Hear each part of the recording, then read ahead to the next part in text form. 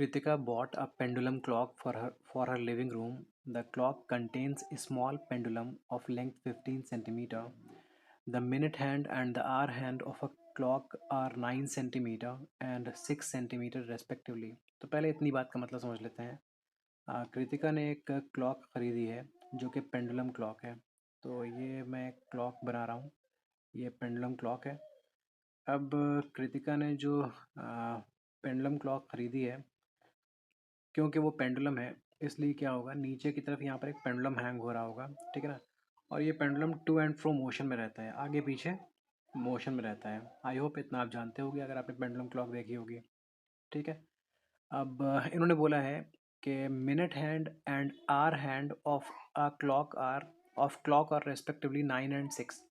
मतलब जो minute hand है ये 9 है और जो आर हैंड है वो 6 है। रेस्पेक्टिवली का मतलब ये है जिस हैंड की उन्होंने पहले बात की है उसकी लेंथ पहले लिखी हुई है, जिस हैंड की उन्होंने बाद में बात की है उसकी लेंथ बाद में लिखी है।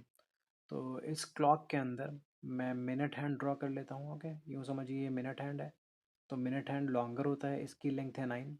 ओके। और ये है आर हैंड, और आर हैंड की जो लेंथ है वो 6 है। ठीक है ना। आई होप क्लियर है। अच्छा, अभी मैं इसको ड्रॉ नहीं कर रहा हूँ क्योंकि जैसी ज़रूरत पड़ेगी उसके हिसाब से मैं कर लूँगा। ठीक है जी। मिनट हैंड लॉन्गर होता है, उसकी लेंथ 9 है। आर हैंड शॉर्टर होता है, उसकी लेंथ 6 है। और नीचे जो पेंडुलम है ना, इसकी लेंथ 15 है। ओके, याद रखिएगा, जब ज़रूरत पड़ेगी तो मैं ड्रॉ भी कर लूँगा।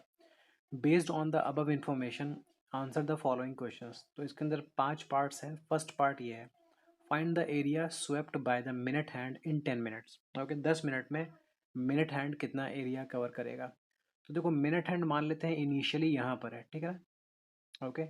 मिनट हैंड को पूरा राउंड लगाने में 1 घंटा लगता है। अगर यहाँ से चलकर 1 घंटे तक वो चलता रहे तो वापस यहीं पर घूम कर आ जाएगा। ठीक है जी। चाहे उसको आप 1 घंटा बोल लो या फिर आप उसको 60 मिनट्स बोल सकते हो। तो आफ्टर 60 मिनट्स मिनट हैंड अपनी वापस सेम पोजीशन पर आ जाएगा। या आप बोल सकते हो कि आफ्टर 1 आवर ये मिनट हैंड वापस अपनी पोजीशन पर आ जाएगा। तो मिनट हैंड को वापस अपनी जगह पर आने में कितना टाइम लगता है, 1 आवर लगता है। या उसी 1 आवर को आप 60 मिनट्स बोल सकते हो। तो आपसे पूछा गया है कि 10 मिनट में इसने कितना एरिया स्वीप किया होगा। तो अगर 1 घंटे में ये पूरा कवर करता है तो 10 मिनट में तो इसने इतना ही कवर किया होगा। ओके। आपको मालूम भी होगा कि अगर यहाँ से मिनट हैंड यहाँ पहुँचेगा ना, तो इसके बीच में 15 मिनट्स होते हैं। यहाँ लिखा होता है 12, यहाँ लिखा होता है 1, यहाँ लिखा होता है 2, यहाँ लिखा होता है 3। इनके बीच में 5 5 मिनट्स का गैप होता है। तो 5 मिनट्स 5 मिनट्स 5 मिनट्स, तो आपको इतना तो मालूम है कि 15 मिनट्स होता है। तो 10 मिनट के लिए कहाँ जाना है इसका आपको आइडिया होगा कि 10 मिनट के लिए 10 मिनट यहाँ हो जाते होंगे। अगर 12 से चलना शुरू किया है मिनट हैंड ने, तो जब वो 2 पर पहुँचेगा तो 10 मिनट हो चुके होंगे। तो इन 10 मिनट्स में उसने एरिया कितना स्वीप किया होगा वो फाइंड करना है। देखो जी, अगर हमें इस पूरे पार्ट का एरिया फाइंड करना होता, पूरे सर्कल का एरिया फाइंड करना होता, तो पूरे सर्कल का एरिया फाइंड करने के लिए फॉर्मूला होता है पाई आर स्क्वायर। ठीक है ना। ओके। पूरे सर्कल के जो एरिया के लिए फॉर्मूला होता है पाई आर स्क्वायर। ठीक है ना। यहाँ हम क्या करेंगे, हम ये देखेंगे हमें सिर्फ इतना एरिया चाहिए। ठीक है ना। तो अगर यहाँ पर एंगल आपको दे दिया होता थीटा, तो हम क्या करते हैं, थीटा अपॉन 360 लिख देते हैं। वो क्यों? क्योंकि थीटा के सामने जो एरिया है ये इसने कवर कर लिया है और टोटल एरिया 360 है। अगर एंगल गिवन हो तो ऐसे करते हैं। जब एंगल ना गिवन हो तो आप यही सेम काम टाइम की हेल्प से भी कर सकते हो। तो आप देखो ना, यहाँ से यहाँ आने में कितना टाइम खर्च हुआ है, 10 मिनट्स। और अगर उसने पूरा रोटेट कर लिया होता तो पूरा रोटेट होने में कितना टाइम लगता है, 1 घंटा लगता है, जिसको आप 60 मिनट्स बोल सकते हो। ओके। तो चले, ठीक है। तो 12 से 2 तक आने में 10 मिनट खर्च हुए हैं और टोटल घूमने में 60 मिनट्स खर्च हो जाते हैं। ठीक है ना। अगर एंगल गिवन हो तो थीटा अपॉन 360 से कर लीजिए। अगर टाइम गिवन हो तो आप टाइम से भी कर सकते हो। ऊपर वो टाइम लिखते हैं जो कवर किया गया है और नीचे वो टाइम लिखते हैं जो टोटल टाइम होता है। तो मिनट हैंड पूरा घूमने के बाद में 60 मिनट्स कवर करता है, तो इसलिए नीचे लिखेंगे टोटल 60 मिनट्स और ऊपर वो जो कवर किया गया। आई थिंक क्लियर हो गया है आपको। चलें आगे सॉल्व करते हैं। तो पाई की वैल्यू 22/7 लिख दो। रेडियस की वैल्यू कितनी है, देखो जो मिनट हैंड की लेंथ है वही रेडियस बनेगी। तो मिनट हैंड की लेंथ कितनी है, 9 है, तो आप 9 × 9 लिख दो। इंटू थीटा अपॉन 360 है, लेकिन 10 1 टाइम्स 10 6 टाइम्स, ये कैंसिल होकर 1/6 बच जाएगा। नाउ 6 को 3 से डिवाइड कर दो, 3 2 टाइम्स। इस 9 को 3 से डिवाइड कर दो, 3 3 टाइम्स। ठीक है ना। Then 2 1 times, 2 11 times. इतने कैंसिलेशन हो गए। अब ऊपर बचा है 11 और 9 और 3। 11 को 9 से मल्टीप्लाई करोगे 99 मिलेगा, 99 को 3 से मल्टीप्लाई करोगे 297 मिलेगा, अपॉन में क्या है 7 है। अब 297 को 7 से डिवाइड करना या डिवीजन तो करना आपको आता ही होगा, तो 7 4 टाइम्स हो जाएगा 28, बचेगा 17, 7 2 टाइम्स हो जाएगा 14, ऐसे डिवाइड करते चले जाओगे तो 42.42 सेंटीमीटर स्क्वायर के अप्रॉक्स मिल जाएगा, मतलब ये आंसर हो गया। ठीक है जी, आई होप ये क्लियर है। चलते हैं सेकेंड पार्ट की तरफ। If the pendulum covers a distance of 22 centimetre, ध्यान से सुनो, ये पेंडुलम की बात कर रहे हैं। मैं आपको दिखाता हूँ कि अगर ये क्लॉक है ओके, तो इस क्लॉक में नीचे की साइड एक पेंडुलम लगा हुआ था, क्योंकि ये पेंडुलम क्लॉक थी। तो क्या मान लेते हैं ये पेंडुलम लगा, ठीक है ना। तो इस पेंडुलम की लेंथ देखो दे रखी थी कितनी, पेंडुलम की लेंथ 15 सेंटीमीटर बता रखी थी उन्होंने। तो ये जो पेंडुलम है ना, ये इन्होंने बोला है कि 22 सेंटीमीटर का डिस्टेंस कवर करता है एक ऑसिलेशन में। पहले समझते हैं एक ऑसिलेशन क्या होता है। देखो ये पेंडुलम है, तो पेंडुलम ओके, ये गया वापस, ये गया इधर, वापस आया इधर, और फिर यहाँ पर आया, तो ये इसका एक ऑसिलेशन हुआ। दोबारा देखो देखो, मैं एक ऑसिलेशन दिखा रहा हूँ ओके। मैं चेंज कर लेता हूँ कलर ताकि आप समझ पाओ ऑसिलेशन क्या होता है ओके। देखो यहाँ से इसने स्टार्ट किया, पहले गया यहाँ पर, ये इसकी एक्सट्रीम पोजीशन है, देन वापस आ गया यहाँ पर, ये इसकी एक्सट्रीम पोजीशन है, और वापस आ गया इस जगह पर जहाँ से इसने स्टार्ट किया, तो ये इसकी मीन पोजीशन होती है। तो मीन से गया एक्सट्रीम, देन मीन होते हुए वापस चला गया दूसरे एक्सट्रीम, और फिर घूमकर वापस आ गया मीन पर। तो ये पूरा एक कंप्लीट ऑसिलेशन होता है। नहीं समझ पाए कंप्लीट ऑसिलेशन? चलो जी, मान लेते हैं ऑसिलेशन यहाँ से स्टार्ट हुआ है, ठीक है ना, यहाँ से स्टार्ट हुआ है, तो यहाँ से दूसरे एक्सट्रीम पर जाना और वापस अपनी जगह पर चले आना, ये कहलाता है एक कंप्लीट ऑसिलेशन, ठीक है ना। जहाँ से पेंडुलम स्टार्ट हुआ है वहीं पर इसको वापस आना है, लेकिन पूरा कंप्लीट करने के बाद ओके, तो ये हो गया कंप्लीट ऑसिलेशन। अच्छा जी, तो बोला गया है कि एक कंप्लीट ऑसिलेशन में 22 सेंटीमीटर का डिस्टेंस कवर होता है ओके। मान लेते हैं यहाँ से चलना शुरू किया, तो इधर गए ओके, सिर्फ इतना डिस्टेंस नहीं, वापस भी आ गए, तो जाने और वापस आने में कितना डिस्टेंस कवर हुआ है, 22 सेंटीमीटर कवर हुआ है ओके। तो सिर्फ एक साइड से दूसरी साइड जाने में कितना कवर किया गया होगा, 22 का हाफ 11 कवर किया हो गया होगा। तो आपको ये समझ में आ जाना चाहिए आप कि इस पॉइंट से चलकर वापस इसी पॉइंट पर आने में एक कंप्लीट ऑसिलेशन होता है, और वो 22 सेंटीमीटर है। इसका मतलब सिर्फ इस जगह से निकलकर यहाँ पहुँचने में जो डिस्टेंस होगा वो कितना हो जाएगा, 11 सेंटीमीटर हो जाएगा ओके। ये 11 हो गया, ठीक है ना। अब पेंडुलम क्या है, पेंडुलम इस जगह से मूव कर रहा है ओके। कभी पेंडुलम इस पोजीशन में होता है, कभी इस पोजीशन में होता है, एक्सट्रीम पर ये होता है, बाकी बीच में भी यहाँ कहीं होता है। आई होप ये क्लियर है। तो पूछा गया है कि यहाँ पर जो एंगल होगा ना, वो एंगल कितना होगा, इस एंगल को आप थीटा मान लो, यहाँ पर एंगल कितना होगा ओके। पेंडुलम यहाँ से यहाँ के बीच में जब एक कंप्लीट ऑसिलेशन करता है तो वो होता है 22 सेंटीमीटर, क्योंकि कंप्लीट ऑसिलेशन का डिस्टेंस था 22 सेंटीमीटर। इसका मतलब एक्सट्रीम से दूसरे एक्सट्रीम के बीच जो डिस्टेंस होगा वो 11 होगा। अब ये जो एंगल सबटेंड हुआ है ना, ये एंगल हमको बताना है। चलें जी, अब देखो, ज़रा देखो कि ये खुद भी एक सर्किल जैसा कंप्लीट कर रहा है। एक ऊपर सर्किल है जो कि मैंने घड़ी के लिए बनाया है ओके। अगर ये पूरा और कंप्लीट हो जाए और कंप्लीट हो जाए तो ये क्या हो जाएगा, ये एक सर्किल जैसा बन जाएगा ओके। तो सर्किल में ये चीज़ क्या है, देखो जी, अगर मैंने यहाँ पर सर्किल ड्रॉ किया और मैंने बोला सर्किल में सिर्फ यहाँ से यहाँ तक की बात कर रहा हूँ, तो ये क्या होता है, इसको बोलते हैं आर्क, ARC आर्क बोलते हैं ओके। और इस पूरे को क्या बोलते हैं, इस पूरे को बोलते हैं सरकमफ्रेंस। जहाँ पर मैं कर्सर चला रहा हूँ, पेन चला रहा हूँ, इसको बोलते हैं सरकमफ्रेंस। लेकिन सरकमफ्रेंस के कुछ पार्ट को हम आर्क बोलते हैं। अगर इस पॉइंट से इस पॉइंट बी तक के बीच के डिस्टेंस की हम बात करें तो इसको बोलते हैं आर्क लेंथ ओके। ये यहाँ की हम बात करें जहाँ पर अब मैं चला रहा हूँ कर्सर, तो ये है आर्क लेंथ। जब पूरे की बात करोगे तो सरकमफ्रेंस, पूरे की बात नहीं करोगे, उसके पार्ट की बात करोगे तो उसको आर्क बोला जाएगा ओके। तो यूँ समझो कि एक सर्किल बनकर तैयार हो रहा था, उस सर्किल में जो आर्क लेंथ है वो 11 दे दी गई है और बीच में जो एंगल है वो एंगल हमको बताना है, ठीक है ना। अच्छा जी, तो आर्क लेंथ फाइंड करने का फॉर्मूला पहले समझ लो क्या होता है। अगर मालूम है तो अच्छी बात है, वरना देखो क्या होता है। आर्क लेंथ जब भी फाइंड करनी हो तो इसके लिए फॉर्मूला होता है 2πr into theta upon 360 okay. अगर पूरी सरकमफ्रेंस फाइंड करनी हो तो फॉर्मूला रहता है 2πr, लेकिन अगर आपको सरकमफ्रेंस का कुछ पार्ट फाइंड करना हो तो फॉर्मूला रहता है 2πr इंटू थीटा अपॉन 360।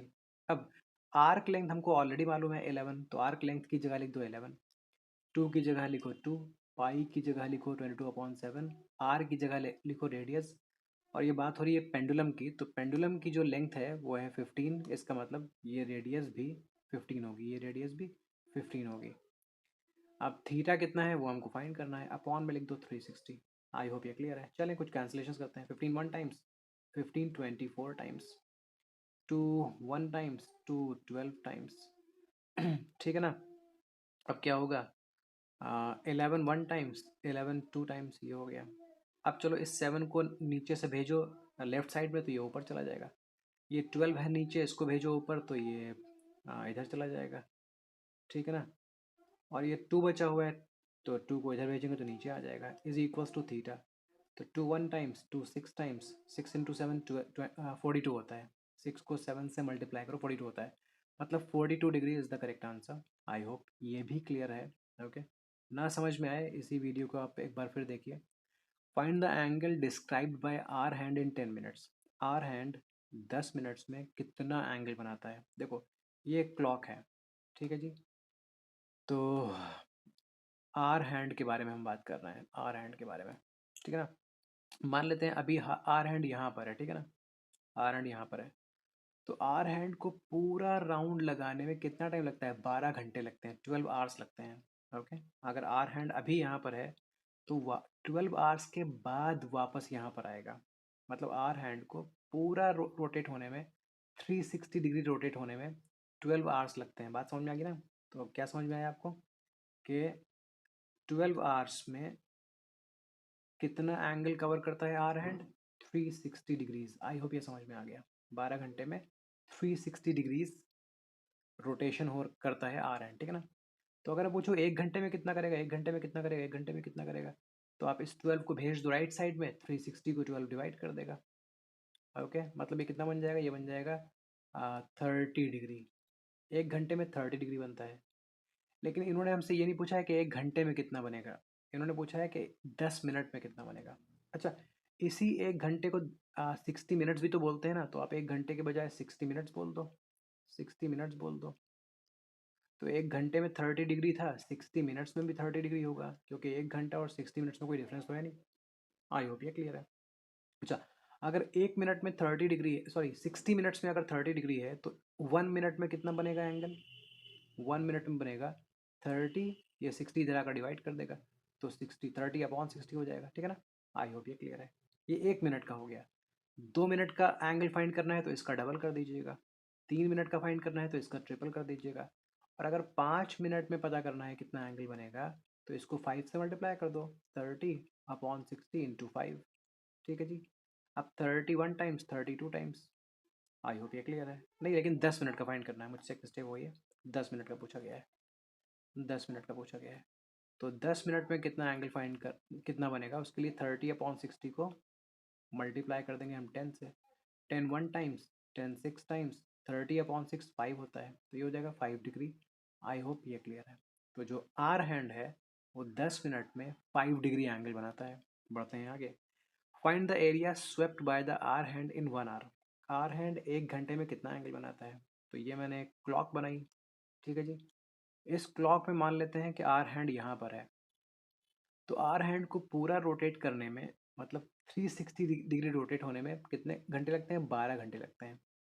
1 घंटे में तो ये आर हैंड बस यहाँ से यहाँ तक होगा। अगर 12 पर था तो 1 घंटे के बाद 1 पर आ जाएगा, 1 पर था तो 2 पर आ जाएगा, 2 पर था तो 3 पर आ जाएगा। 1 घंटे में इतना ही होगा।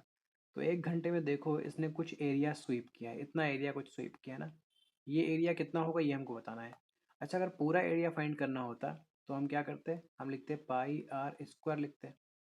लेकिन सिर्फ इतना एरिया बताना है तो आप θ/360 से कर लो, लेकिन थीटा नहीं गिवन है तो आप टाइम से कर सकते हो। आप देखो यहाँ से यहाँ आने में कितना टाइम लगा है वो ऊपर लिख दो, और यहाँ से वापस यहाँ आने में कितना टाइम लगता है वो नीचे लिख देना।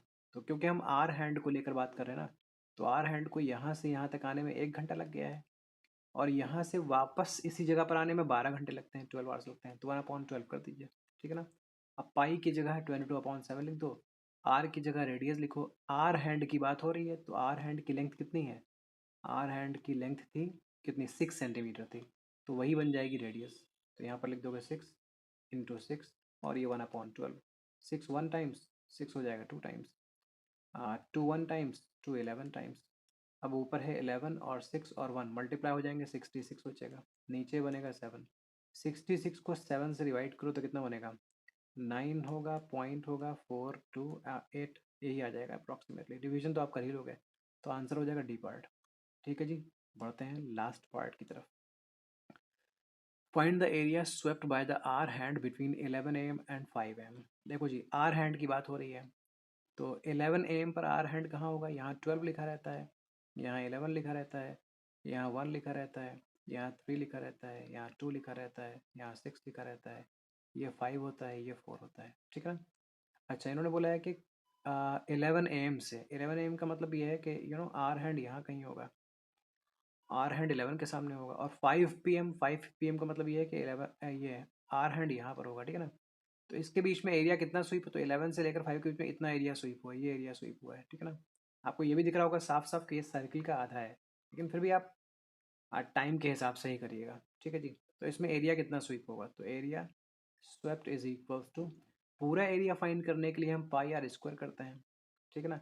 लेकिन यहाँ पर हम क्या देखेंगे ना, यहाँ पर एंगल देख लेंगे कितना बना है, और टोटल एंगल 360 से डिवाइड कर देंगे। अगर एंगल नहीं मालूम है तो क्या कर सकते हो, आप ये देखो ना कि 11 से लेकर 5 तक आने में कितना टाइम लगा है, तो आर हैंड को 11 से 5 तक आने में 6 घंटे लगते हैं। ओके, 11 से 12 1 घंटा, 12 से 1 2 घंटे हो गए, फिर 2 तक 3 घंटे हो गए, 3 तक हो गए 4 घंटे, 4 तक हो गए 5 घंटे, 5 तक हो गए 6 घंटे, 6 घंटे। ठीक है ना। और आर हैंड को पूरा रोटेट होने में कितना टाइम लगता है, वो नीचे लिख दो, वो 12 होता है। ठीक है जी।